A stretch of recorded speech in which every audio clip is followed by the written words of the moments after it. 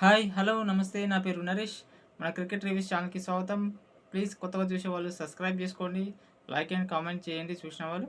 మరి fourth టీ20లో India విధ్వంసం, భారీ విజయం, భారీ score. Tilak Varma and Sanju Samson back to back centuries.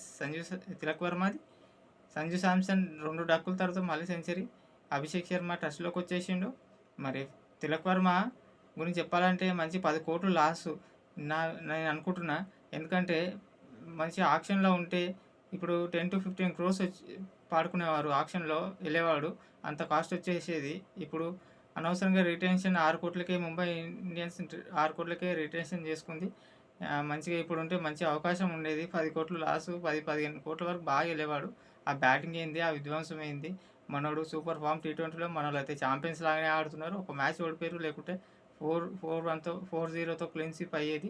అది కూడా గెలిచే మ్యాచెస్ పోయింది. కానీ సూర్యకుమార్ యాదవ్ అన్ని మ్యాచెస్ గెలుస్తున్నాడు. అన్ని మ్యాచెస్, ఒక్క మ్యాచ్ ఓడిపోయింది, అన్ని సిరీస్లో అయితే గెలిచిండు. మరి సంజు శాంసన్ మంచి 100s టీ20లో మంచి ఫామ్కి వచ్చినట్టే. ఇక చాలా ఛాన్సుల తర్వాత నిరూపించుకున్నాడు. తిలక్ వర్మ ఇంకా చూస్తున్నాం, భారీ హండ్రెడ్స్తో విరుచుకోబడుతున్నాడు. మరి టీం అయితే ఛాంపియన్స్ లాగా ఆడి సిరీస్ని అయితే కైవసం చేసుకుంది. టాస్ గెలిచి ఫీల్డింగ్ తీసుకోవాలి, బ్యాటింగ్ తీసుకుంటూ సూర్యకుమార్ యాదవ్ ఫస్ట్ టాస్ గెలిచిండు ఈ మ్యాచ్. మక్రమ్ లైన్గా 3 టాసులు గెలిచిండు. ఇప్పుడు సూర్యకుమార్ యాదవ్ ఫస్ట్ టాస్ గెలిచి బ్యాటింగ్ తీసుకుండు. వండరర్స్లో బ్యాటింగ్ వికెట్ ఉంటుంది. మనం చూసినాం T20 world cup, IPL final Deccan chargers గెలిచింది.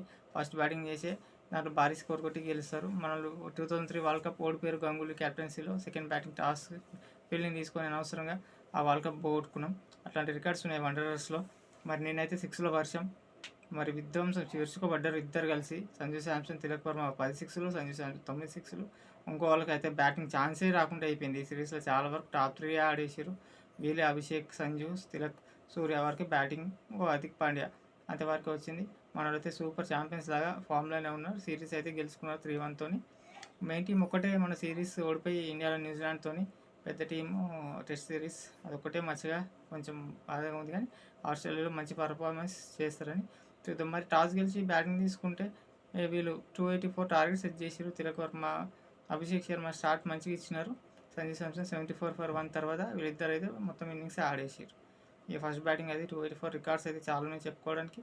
మరి వాళ్ళ బౌలింగ్కి వస్తే అందరు 40s 50s కొట్టారు. జెన్సన్ అన్ని మంచి క్యాచ్ డ్రాప్ చేసారు. ఫస్ట్లో 2 క్యాచ్లు డ్రాప్. తిలక్ వర్మ కూడా 100 క్యాచ్ రాకముందే క్యాచ్ డ్రాప్. మరి అభిషేక్ శర్మది ఫస్ట్ ఓవర్లోనే క్యాచ్ డ్రాప్. ఇక మన బౌలింగ్ విషయానికి వస్తే మాత్రం హర్షదీప్ సింగ్ ఆ స్వింగ్, ఆ మూమెంట్, ఫస్ట్ బౌలింగ్ చేసిన వాళ్ళకి ఎందుకు రాలే. సెకండ్ బౌలింగ్లో ఎంతో పిచ్, వాళ్ళ ఫ్లడ్ లైట్స్లో అంత సూపర్ స్వింగ్ మూమెంట్ వాళ్ళకైతే రాలే బౌలర్స్కి.